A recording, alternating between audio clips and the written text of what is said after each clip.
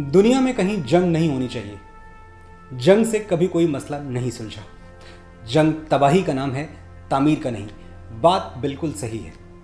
बुद्ध और महावीर से लेकर महात्मा गांधी तक सभी युग पुरुष किसी भी तरह की हिंसा या जंग को गलत मानते आए हैं। लेकिन हालात बदलने के साथ क्या सही और गलत की परिभाषाएं नहीं बदलनी चाहिए? जो जंग मातृभूमि के लिए लड़ी जाए, स्वाभिमान के लिए लड़ी जाए, वो गलत कैसे हो सकती है? और अगर गलत है तो क्या महाराणा प्रताप का घास की रोटियां खाकर मेवाड़ के लिए लड़ना भी गलत है? क्या मर्द मराठा छत्रपति शिवाजी महाराज का मुगलों से लोहा लेना भी गलत है? क्या अब्दुल हमीद ने 65 में पाकिस्तान के पैटर्न टैंक उड़ाकर गलती की? कैप्टन मनोज पांडे कारगिल में शहीद होते हुए जिनके आखिरी शब्द थे ना छोड़नू यानी छोड़ना मत, क्या उनके अंतिम शब्द भी गलत थे? चीन हमारी सरहदों को अपने बूटों तले रौंदने का मंसूबा बना चुका है और यहां हमारे देश में दो तरह की आवाजें उठने लगी हैं। एक जंग के खिलाफ, दूसरी जंग के हक में। भारत संतों, सूफियों और शायरों की धरती है। हम जब भी किसी दुविधा में होते हैं, कोई कबीर का दोहा, कोई तुलसी की चौपाई, कोई मीर का शेर आके हमें रास्ता दिखा देता है। आज मैं अतीत के जंगलों से आपके लिए दो आवाजें उठा के लाया हूं। दो ऐसे शायर जिनके जुबान से हिंदुस्तान बोलता है। साहिर लुधियानवी जो जंग के खिलाफ हैं और कैफी आजमी जो जंग के साथ हैं।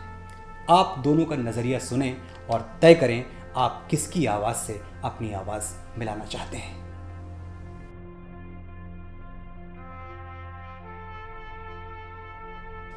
जंग मशरिक में हो कि मगरिब में, अमनो आलम का खून है आखिर। खून अपना हो या पराया हो, इब्ने आदम का खून है आखिर। बम घरों पर गिरें या कि सरहद पर, रूह तामीर जख्म खाती है। खेत अपने जलें या औरों के, जीस्त फांकों से तिल मिलाती है। टैंक आगे बढ़ें कि पीछे हटें, कोख धरती की बांझ होती है।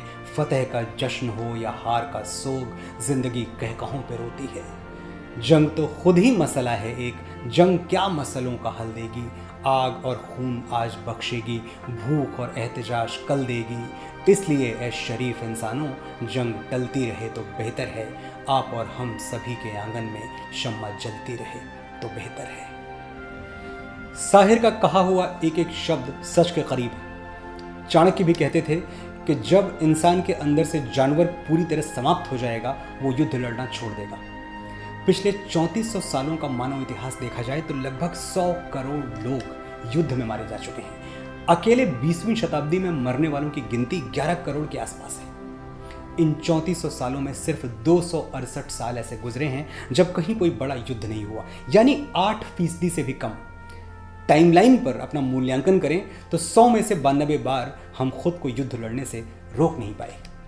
गुफाओं और कबीलों से निकलकर हम हाई राइज टावर्स तक आ गए, लेकिन आज भी आदमी के अंदर का आदमखोर जिंदा है। 6500 भाषाएं बोलते हैं हम, और किसी भाषा में कोई फ्रेज, कोई वाक्य, कोई दर्शन, कोई सूक्ति, कोई मंत्र नहीं ढूंढ पाए जो बातचीत से मसले का हल निकाल ले, जंग में जाने की जरूरत ना पड़े। क्या फायदा हुआ इस धरती पर सुकरात, अरस्तु, गौतम बुद्ध और कृष्ण के आने का? हम तो वही के वही रह गए जो हजारों साल पहले हुआ करते थे।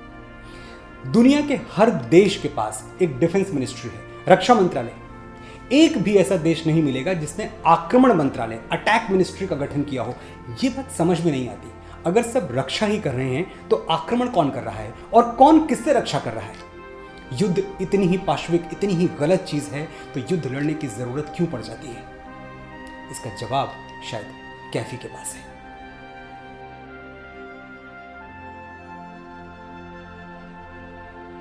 और फिर कृष्ण ने अर्जुन से कहा, जिंदगी सिर्फ अमल, सिर्फ अमल, सिर्फ अमल, और ये बेदर्द अमल सुलह भी है, जंग भी है। अम्न की मोहिनी तस्वीर में है जितने रंग, उन्हीं रंगों में छुपा खून का एक रंग भी है। खौफ के रूप कई होते हैं, अंदाज कई, प्यार समझा है जिसे खौफ है वो प्यार नहीं। उंगलियां और गड़ा और जकड़ और जकड़, आज महबूब का बाजू है ये तलवार नहीं। जंग रहमत है कि लानत, ये सवाल अब ना उठा। जंग जब आ ही गई सर पे तो रहमत होगी। दूर से देखना भड़के हुए शोलों का जलाल, इसी दोज़ख के किसी कोने में जन्नत होगी। जख्म खा, जख्म लगा, जख्म है किस गिनती में, फर्ज जख्मों को भी चुन लेता है फूलों की तरह, न कोई रंज न राहत न सिले की परवाह, पाक हर गर्द से रख दिल को रसूलों की तरह। ये पड़ोसी जो मोहब्बत का चलन भूल गए, इनमें भाई भी हैं, बेटे भी हैं, अहबाब भी हैं।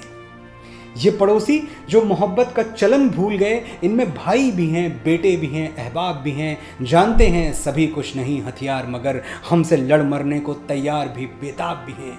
हमने चाहा था रहें साथ दिलो जां की तरह। हमने तो हिंदी चीनी भाई भाई कहा था। हमने चाहा था रहें साथ दिलो जां की तरह, वो मगर इसको सियासत ही सियासत समझे। हमने चाहा था अलग हो के भी नज़दीक रहें, वो मगर इसको कोई ताज़ा शरारत समझे। हमने चाहा था लड़ाई न छिड़े जंग ना हो, वो समझ बैठे कि कमज़ोर हैं लाचार हैं हम। हमने चाहा था मोहब्बत से चुका लें झगड़े, वो समझ बैठे कि मफलूज हैं बेकार हैं हम अहिंसा के पुजारी सही दीवाने सही।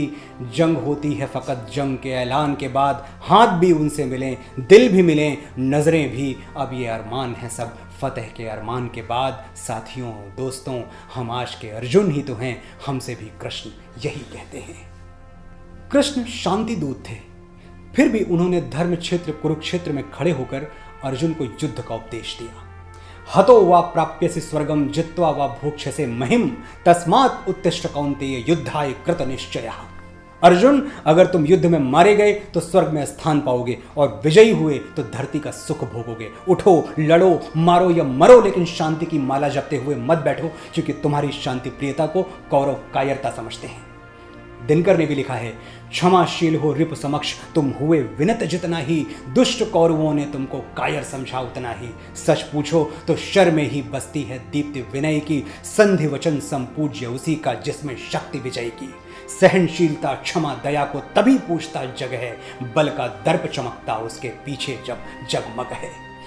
जिसका तरकश तीरों से खाली हो उसके विनम्रता का कोई मूल नहीं, जिसके पास जहर न हो उस सांप को दुनिया कुचल के मार देती है। साहिर को मैंने हमेशा सराखों पर रखा है, लेकिन आज मैं दिनकर कैफी और कृष्ण के साथ खड़ा हूँ। मैं उस शांति के विरुद्ध हूँ जो घुटने टेक के हासिल हो। आपका विचार क्या है? कमेंट सेक्शन में जरूर लिखें।